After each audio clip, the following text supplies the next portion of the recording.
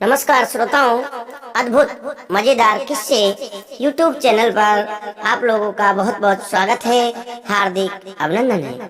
श्रोताओं, आपसे एक विनम्र शब्दों में निवेदन है, अभी तक यदि हमारे चैनल को आपने सब्सक्राइब नहीं किया है तो सब्सक्राइब कर लें, क्योंकि आपको पता है आपके सहयोग के बिना हम कुछ भी नहीं है।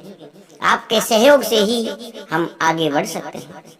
श्रोताओं, राजा भोज और 14 विद्याओं का घमंड पार्ट 6 में देखिए किस प्रकार का वाक्या होता है। सभी तोते बेचारे डरे सहमे राजा भोज बने तोते पर आस लगाए बैठे रहे और बोले, प्रधान जी, हमें तो आप जैसा सुझाव देंगे हम उसी का पालन करेंगे। कृपा आप ही हमारा मार्ग तय करें। राजा भोज पर अब 99 तोतों की सुरक्षा का भार था। वह अपनी चतुराई से उन सभी तोतों को बचाते रहे, लेकिन होनी को कुछ और ही मंजूर था। श्रोताओं, एक दिन सभी 100 तोते रात के समय पेड़ पर बैठे मंत्रणा कर रहे थे। तभी उनमें से एक तोते ने देखा एक शिकारी अपने कंधों पर धनुष बाण एवं कमर पर दरात बांधे और हाथ में बोरा लिए उनकी ओर बढ़ा चला आ रहा था। उसने तुरंत अपने प्रधान यानी राजा भोज को इसकी सूचना दी। शिकारी को यूं आता देख राजा भोज ने तुरंत एक योजना बनाई और सभी तोतों को समझाया, देखो, उड़ने की गलती बिल्कुल मत करना, क्योंकि इसके हाथ में धनुष बाण है। अगर हमने उड़ने की कोशिश की तो हम में से 2 या 3 जरूर मारे जाएंगे। श्रोताओं, इसलिए जैसा मैं कहता हूँ वैसा ही करना। सभी डरे सहमे और भयभीत तोतों ने तुरंत हामी में अपना सिर हिलाया। फिर राजा भोज उन्हें अपनी रणनीति समझाते हुए बोले, देखो, पहले ये शिकारी पेड़ के पास आएगा और एक ही पेड़ पर इतने सारे तोते देखकर प्रसन्न हो जाएगा, जिसके परिणाम स्वरूप ये लालच में सारे तोते पकड़ने की सोचेगा, जिसके लिए ये हम पर बाण तो नहीं चलाएगा, क्योंकि बाण चलाने से वह 2 या 3 तोते ही पकड़ सकता है, बाकियों को नहीं। तो आप सबको एक नाटक करना होगा जिससे शिकारी सोचे कि यह तो पहले से ही मरे हुए हैं। कहने का मतलब है, आप सब अपनी गर्दन इस कदर लटका दो जिससे ऐसा प्रतीत हो जैसे हम मरे हुए हैं। फिर शिकारी ऊपर पेड़ पर चढ़ेगा और हमें एक एक कर नीचे गिराएगा। तब आप लोग एक बात का विशेष ध्यान रखना कि जैसे ही शिकारी एक तोते को नीचे पटकेगा वैसे ही आवाज आएगी पट। फिर दूसरे को पटकेगा तो आवाज आएगी पट। फिर तीसरे को पटकेगा तो आवाज आएगी पट। पट की आवाज को गिनते रहना साथियों, क्योंकि धीरे धीरे वह हम सबको नीचे पटकता रहेगा और जैसे ही पट की 100वीं आवाज पूरी हो जाए तब सारे तोते एक साथ उड़ जाना। इससे फायदा ये होगा कि उस वक्त शिकारी तो पेड़ पर होगा और हम सब भागने में कामयाब हो जाएंगे और इस वक्त उसके पास धनुष बाण भी नहीं होंगे। श्रोताओं, सभी तोतों ने कहा, ठीक है प्रधान जी, और सभी तोते पेड़ की टहनियों पर ऐसे गर्दन लटका कर लेट गए जैसे सभी मरे हुए हैं। अब शिकारी पेड़ के पास पहुंचता है और एक ही पेड़ पर इतने सारे तोते देखकर काफी प्रसन्न हो जाता है, क्योंकि इतने सारे तोते उसे बड़ा धनवान बना सकते थे। श्रोताओं, वो बड़ा प्रसन्न होता है उनको देखकर। वह मन ही मन भगवान को धन्यवाद कहते हुए बोला, भगवान तू कितना दयालु है, मुझे एक ही जगह इतने सारे तोते मिल गए, वे भी मरे हुए। मुझे हत्या भी नहीं करनी पड़ेगी और न ही मुझे इनके मारने का पाप लगेगा। ढेर सारे सोने के सिक्के भी मिल जाएंगे। देखिए श्रोताओं, शिकारी ने अपने धनुष बाण और बोरा नीचे रखा और पेड़ पर चढ़ गया। प्रसन्नता से व्याकुल शिकारी एक एक करके तोते नीचे पटकने लगा। शिकारी अपना कार्य शुरू कर चुका था। वह एक एक कर सभी तोतों को नीचे पटकने लगा। जैसे ही एक तोता नीचे गिरता पट की आवाज होती और सभी तोते उस आवाज की गिनती करने लगे। श्रोताओं, आवाज की गिनती 99 तक पहुंच गई थी। अंत में बचे थे राजा भोज, जिनको शिकारी नीचे फेंकने ही वाला था कि उससे पहले शिकारी का दांत धरती पर आ गिरा। देखिए श्रोताओं, अब 100 की गिनती पूरी हो चुकी थी। अंतिम आवाज सुनते ही सभी नीचे पड़े तोते फुर्र से उड़ गए, लेकिन शिकारी के हाथ में रह गए राजा भोज। श्रोताओं, चूंकि राजा भोज प्रधान थे, इसलिए वह सबसे ऊंची टहनी पर बैठे थे। बाकी 99 तोते उड़ चुके थे, लेकिन राजा भोज बना तोता शिकारी के हाथ लग चुका था। शिकारी तोतों की चतुराई से काफी गुस्से में था। ऐसे धोखे की रासलीला देखकर वह आग बबूला हो गया था। श्रोताओं, शिकारी राजा भोज बने तोते को बोला, मेरे साथ तुमने बड़ा धोखा किया है, लेकिन मैं तुझे अपने हाथ से जाने नहीं दूंगा। कम से कम मुझे एक सोने का सिक्का तो मिलेगा। श्रोताओं, शिकारी पेड़ से नीचे उतरा और राजा भोज बने हुए तोते को अपने हाथों में पकड़ नगरी की तरफ चल दिया। चलते चलते रास्ते में तोते ने कहा, शिकारी भाई। श्रोताओं, शिकारी इधर उधर देखने लगा और बोला, मुझे किसने आवाज लगाई है? चौंक गया, क्योंकि राजा भोज बना तोता मनुष्य की भांति बोल सकता था। उसने कहा, भाई मैं बोल रहा हूँ, तोता जिसे तुमने पकड़ रखा है। श्रोताओं, शिकारी थोड़ा हैरान होकर, वाह यार, तू तो हमारी जैसी भाषा बोल रहा है। श्रोताओं, तोता कहता है, शिकारी भाई तुम मुझे कहाँ ले जाओगे? शिकारी कहता है, श्रोताओं, मैं तुझे राजा के पास लेकर जाऊंगा, जहाँ मुझे एक तोते के बदले एक सोने का सिक्का मिलेगा। श्रोताओं, तोता कहता है, भाई तुम मुझे राजा के पास लेकर मत जाओ, इसकी जगह तुम मुझे किसी सेठ के पास लेकर चलो, मैं तुम्हें सेठ से 10 सोने के सिक्के दिलाऊंगा।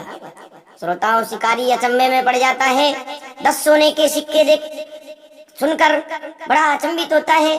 श्रोताओं, तोता कहता है, हाँ भाई, बिल्कुल मैं तुम्हें 10 सोने के सिक्के दिलाऊंगा। श्रोताओं, शिकारी कहता है, तो ठीक है, मैं तुझे एक सबसे अच्छे सेठ के पास लेकर चलता हूँ। तोते के चेहरे पर अब कुछ खुशी के अक्षर नजर आए। शिकारी उसे लेकर एक सेठ के पास पहुंच गया। वहां जाकर शिकारी बोला, सेठ जी, ये तोता मैंने जंगल में पकड़ा है, जिसे मैं आपको बेचना चाहता हूँ। श्रोताओं, सेठ बोला, भाई भला मैं इस तोते का क्या करूँगा? इसे ले जाकर राजा को दे दे, तुझे एक सोने का सिक्का मिल जाएगा। शिकारी कहने लगा, लेकिन ये तोता कहता है, मुझे राजा को नहीं, अपितु किसी सेठ को बेच दो, आप खुद ही इससे बात कर लो। सेठ अचंभे में पड़ जाता है। श्रोताओं, क्या ये तोता बोलता है? शिकारी, जी सेठ जी, ये तोता बोलता है, बहुत ही समझदारी भरी बातें करता है। श्रोताओं, सेठ कहता है, ठीक है, अंदर लेकर आ जाओ। फिर सेठ शिकारी व तोते को अंदर लेकर गया और बैठकर तोते से विचार विमर्श करने लगा। तोते ने कहा, सेठ जी, आप मुझे 10 सिक्कों में इस शिकारी से खरीद लीजिए, मैं इन 10 सिक्कों के बदले आपको 1 लाख सिक्कों की आमदनी करवा दूंगा। अगर आप मुझे नहीं खरीदोगे तो ये शिकारी मुझे राजा को सौंप देगा और वहां मुझे समाप्त कर दिया जाएगा। सेठ अचंभित था, क्योंकि एक तोता उसके सामने बैठकर इतनी समझदारी भरी बातें कर रहा था। सेठ ने तुरंत 10 सिक्के निकाले और शिकारी को दे दिए। अब तोते ने शिकारी से, शिकारी अपने ईमान पर रहना, किसी को बताना मत। तोते ने शिकारी से कहा कि मैंने फला सेठ को तोता बेचा है। शिकारी ने श्रोताओं हामी भरी और खुशी खुशी अपने घर चला गया। अब सारा मामला शांत होने के बाद सेठ ने तोते से कहा, भाई तू मेरी लाखों की कमाई भला कैसे करवा सकता है? तोते ने कहा, श्रोताओं, देखो सेठ जी, मैं जैसा कहता हूँ वैसा आप करते जाओ, आपके पास धन की वर्षा होने लग जाएगी। श्रोताओं, सेठ जी कहने लगे, ठीक है, बता अब मैं क्या करूं? तोते ने कुछ सोचते हुए कहा, देखो सेठ जी, कल तुम गुड़ खरीद लो, जितना भी खरीद सकते हो खरीद लो, क्योंकि 1 सप्ताह बाद गुड़ का भाव दुगना हो जाएगा। सेठ ने ऐसा ही किया और पूरे शहर का गुड़ खरीद लिया। दूसरे सप्ताह आया तो वास्तव में गुड़ का भाव दुगना हो चुका था। उसने वही गुड़ दुगने भाव में बेच दिया। अब सेठ को दुगना मुनाफा हुआ। इस मुनाफे से सेठ बड़ा खुश था। वास्तव में ये तोता तो बड़ा ही ज्ञानी और समझदार है। सेठ तोते को बड़े ही प्यार से रखने लगा, उसे प्रतिदिन अच्छा अच्छा खाना खिलाता और उसके लिए सभी जरूरत का सामान लाने लगा। तो श्रोताओं, सेठ रोज तोते से सलाह मशवरा करता और जो बात तोता कहता सेठ वही करता। तोता सेठ को सलाह देते हुए कभी रुई खरीदने के लिए कहता, कभी लोहा खरीदने को, कभी चीनी खरीदने को। मतलब धीरे धीरे सेठ की सभी तिजोरियां भरने लगी। अब सेठ बड़ा खुश था। तो एक दिन सेठ तोते से कहने लगा, तोता भाई, मैं तेरी वजह से आज माला माल हो गया हूँ। तू बता आज क्या चाहता है, मैं तेरे लिए कुछ भी करने के लिए तैयार हूँ। श्रोताओं, सेठ की इतनी बात सुनकर तोता उदास हो गया। सेठ ने कहा, तोता भाई तू उदास है, बता मुझे क्या बात है। धीरे धीरे तोते की आंखों से आंसू टपकने लगे। श्रोताओं, तोते की आंखों में आंसू देखकर सेठ ने कहा, तोता भाई मुझे माफ कर दे, मैं अपनी कमाई के चक्कर में आज तक तेरा दुख दर्द तो पूछ ही नहीं पाया, लेकिन अब तेरी वजह से मेरे पास बहुत धन हो गया है। अब तू अपने बारे में बता।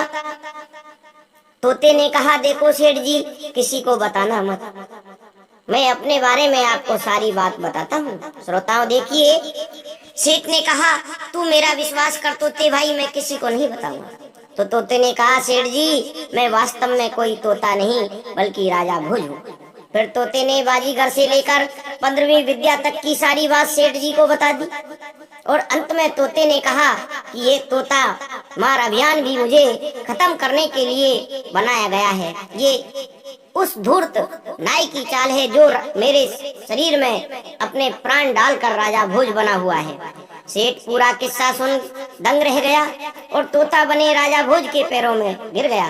श्रोताओं, गिरकर कहने लगा, महाराज मुझे माफ कर दो, मुझसे बड़ी गलती हुई है। मैंने इतने बड़े महाराज को एक नौकर की तरह रखा है, कृपा मुझे क्षमा करें। मेरे लायक कोई सेवा हो तो मुझे अवश्य बताएं। श्रोताओं, तोते ने कहा, आपकी कोई गलती नहीं है, ये तो मुझे मेरे कर्मों का दंड मिल रहा है, लेकिन आप कुछ कर सकते हो तो मुझे किसी भी तरीके से एक बार छुपाकर रानी सत्यवती के पास पहुंचा दो तो आपकी बड़ी कृपा होगी। श्रोताओं, सेठ कहता है, ठीक है महाराज, मैं किसी भी तरीके से आपको रानी सत्यवती के महल तक जरूर पहुंचाऊंगा, चाहे मुझे कितने भी खतरों का सामना क्यों ना करना पड़े।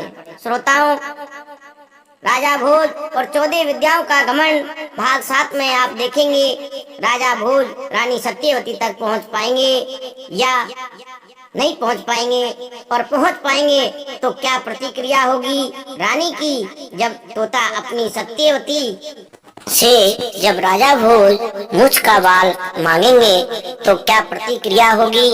क्या राजा भोज को अपना शरीर वापस मिल पाएगा या राजा भोज को किन किन समस्याओं का सामना करना पड़ेगा, ये देखने के लिए आप हमारे राजा भोज और 14 विद्याओं का घमंड भाग 7 का इंतजार करें, जल्दी आपको डाल दिया जाएगा।